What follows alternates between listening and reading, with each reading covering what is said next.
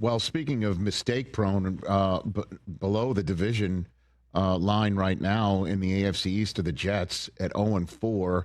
And I'm sure you were watching that Monday night game with keen interest because your next game on Fox is Dolphins at Carolina, who Yeah. you just saw in New England as well, Mark.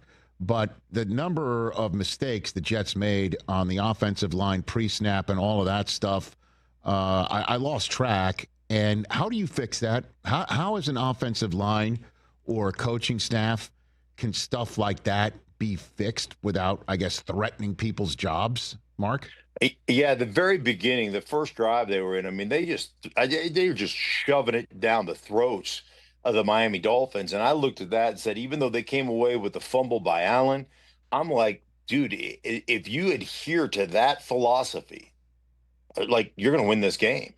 And, I think sometimes just in coaching in general, we just like to make it harder than it is. And I think the biggest thing, especially when you've got a lot of new moving parts, which you do with play callers and quarterbacks and, players in general, offensive line members, is you try to game plan certain situations. You try to make it, more complicated than it needs to be. And when you make a lot of pre-snap penalties, when you make a lot of mistakes, then it becomes like we have got to simplify things. There used to be a song, a country song I used to like back. This is all the way back to when I was playing by Neil McCoy called "Small Up and Simple Down." Like that to me is one of the best things you can do as an offense, especially when you're making a lot of pre-snap penalties. You have got to make it as simple as possible and just say, hey, we're going to line up and we're going to physically just throw it down your throat. And there's nothing you can do about it. And we're not going to be complicated. We're not going to be, in and out of personnel groupings and in and out of formations and motioning across and shifting guys. If we can't handle it, if we're not smart enough to handle it, and you have to know that as a coach, if we're not smart enough to handle it, then you've got to be the ones that simple it down. And like if you put your team in a position or put a player in a position to fail, don't be surprised when he fails. You're the dumbass that put him there. So clean it up, simplify it, and then you can actually survive some of those things when you do that and you eliminate those pre-snap penalties. Well, I mean, does that have something to do with, again, this may be apples and oranges, Jordan Mailata of the Eagles talking about that they're breaking the huddle too late in Philadelphia? Sure. We're all talking about what's wrong with the Eagles run game and then what's wrong with the pass game. They are 4-0, yada, yada, Right. yada.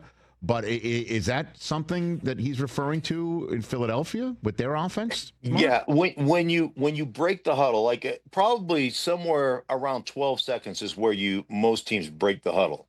I've talked to two quarterbacks in the last 2 weeks that have told me, man, if we can get out of the huddle at with 18 seconds left on the clock, how much of just having that extra 6 seconds, what that does for me as a quarterback, as far as surveying the landscape, understanding what they're trying to do to me, where they're playing leverage, who's going to be open, what kind of coverage they're in, like those things. And then when you start to motion and move guys around, all the different things that happen, you start getting into a situation where you feel hurried, you feel rushed as you're getting up at the line of scrimmage. And then everybody, like it's not just the quarterback. I mean, as a offensive lineman, man, I wanted to walk up the line of scrimmage and see, hey man, what front are they in?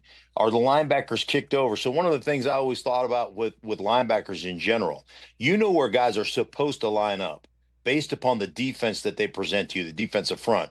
So if the linebackers, what we used to call boss over, which boss is backers over strong, or if the backers move to the weak side and they were out of position even by a foot or a foot and a half, as an offensive lineman, I would know, okay, if they're bossed over strong, what are we going to get? We're going to get weak side safety rotation. That safety on the weak safety is going to come down and they're going to play, a middle of the field closed defense. I want to know that stuff because it affects the way, my blocking angles and my blocking schemes and who we're going to as far as getting to second level defenders in the run game. It affects the way we talk about that. Well, all of a sudden, if you run up there late and you don't have time to communicate that stuff, you're not going to be as good. So, yeah, time on the clock and getting out of the huddle efficiently. And sometimes that's why a lot of teams, Rich, will like to play some tempo occasionally, because with tempo, you're always out of the huddle.